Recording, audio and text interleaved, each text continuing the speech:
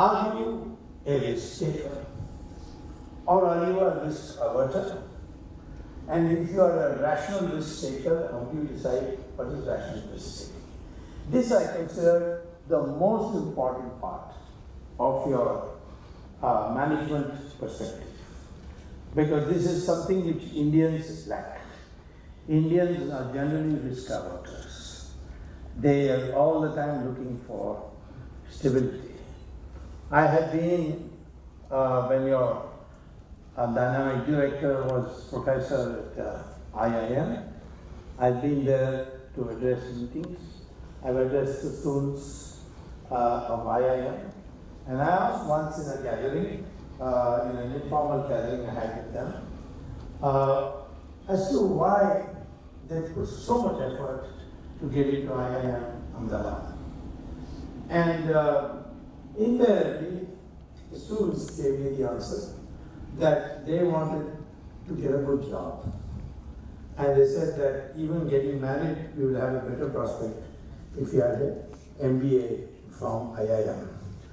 And they said, you see Hindustan Times management column, you'll see that. So, now look at this perspective. You want to get this education, and the education is not going to motivate you to start something yourself and provide for employment for a large number of others, but you want to get a comfortable job and draw a fat salary. And I found this world over whenever I met the Indians.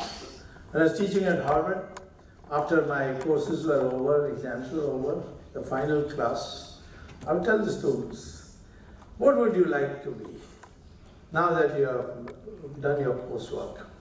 And Harvard label meant a lot. You could do practically anything. I said, would you like, and I had students from large number of countries, Harvard has many nationalities. I would ask them, would you like to be like Bill Gates, who threw everything away and took a risk and became a billionaire? He founded the Microsoft Foundation.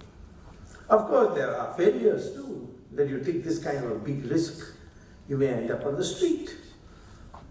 Or would you like a job which is well paid, and every year it increases 5%, and you get gratuity and pension and provident fund added, and at the end of, say, 65 years, you retire with a fat provident fund sum or pension fund and gratuity, etc., and buy a house and watch television for the rest of your life.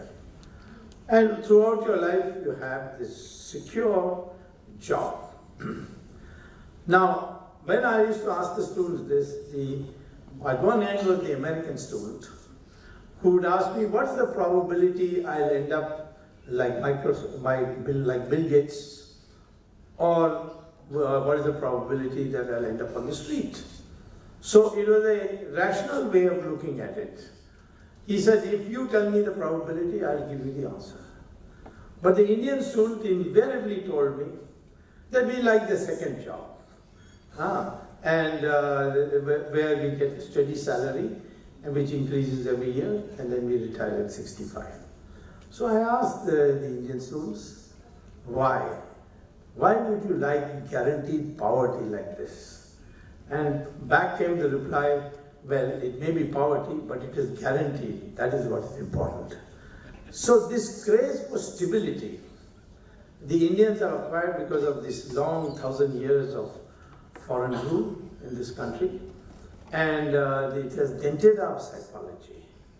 And therefore, you must now break out of this.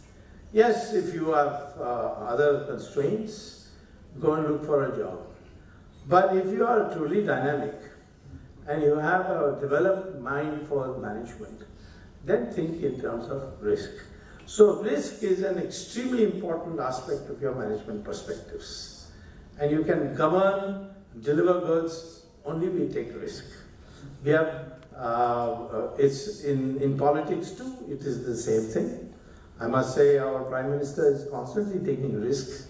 Sometimes people's hair stand on end when he takes up these projects and suddenly announces. Most of us were of the view that there was, there was no need to fix a deadline for GST.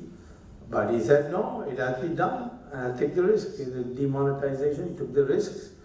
And so this risk-taking is the essence of life. And you cannot be a good manager. You cannot make good in life. You cannot reform society unless you have this attitude of risk.